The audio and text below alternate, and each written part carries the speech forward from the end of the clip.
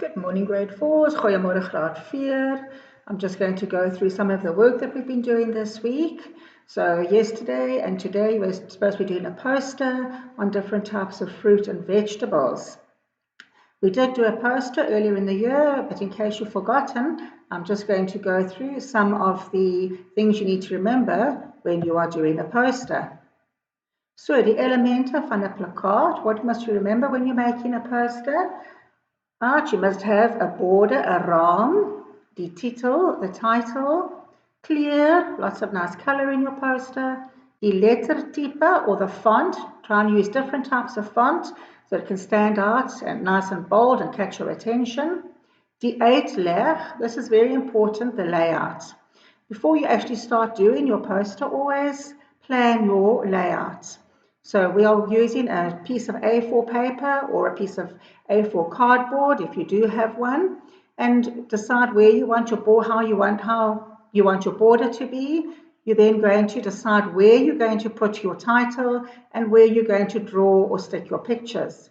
Once you have decided on your layout, only then do you start with your poster. Remember, I said you could either draw pictures or you could cut out pictures. And we're looking for vrugte en groente, for different types of fruit and vegetables. And then the last thing over there is the benamings, the labels. You do need to label all your pictures, and please remember to do your labels in Afrikaans. Let's quickly go through all of that again. So you have the raam, the border, then you have the titel, the clear, lots of color, the lettertype, the font, uitleg, think carefully about your layout. In benamings, remember to label everything. Here's an example of a poster. So the heading is vrugte en groente. It's in a different font to make it stand out. Please be creative when you do your own posters. There's a border, and then there's all the pictures, and each picture is labeled. Daar's 'n piesang, 'n aardbei, hulle is vrugte, en dan daar is 'n wortel, tamatie, en so voort. Hulle is al groente. So grade 4s, that will be your poster. I want you to be nice and creative and to give me some lovely posters.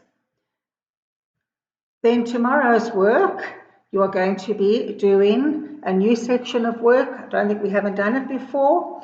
Homofone. Let's have a look and see what that is all about. Right, so homofone grade 4s are homophones in English. If you haven't done them in English, let's quickly go through them anyway and see what they are all about. So homofone is woorde wat klink dieselfde. They have the same sound. Maar hulle het verskillende spelling en hulle het verskillende betekenisse. They've got a different spelling and a different meaning. So they sound the same, but the spelling and the meanings are different. Let's look at a few examples. In Afrikaans, moed en moed. So if it ends in a D, it means courage. If it ends in a T, it means must. Remember in Afrikaans, when a word ends in a D, it sounds like a T. So moed, moed, they sound almost the same. Then I have another set of homophones, homofone, maar. Die een is maar to mean but, it has two A's. The other one is spelled differently, it is M-A-E-R, and that means you are thin. Die meisie is maar sy eet baie. The girl is thin, but she eats a lot. The next set of words is haal. If it has two A's, it means fetch. If it is spelled A-E, it means hail. Wanneer het reën, kan het ook haal. It can also hail. Here are some more examples. Rice.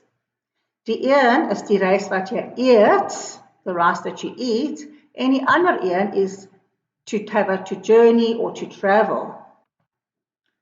The next set of words is fear. If it is spelled with a V, we should all know that is 4, the number 4. If it is spelled with an F, it is to celebrate. Ons gaan my verjaarsdag vier. The next set of words is May.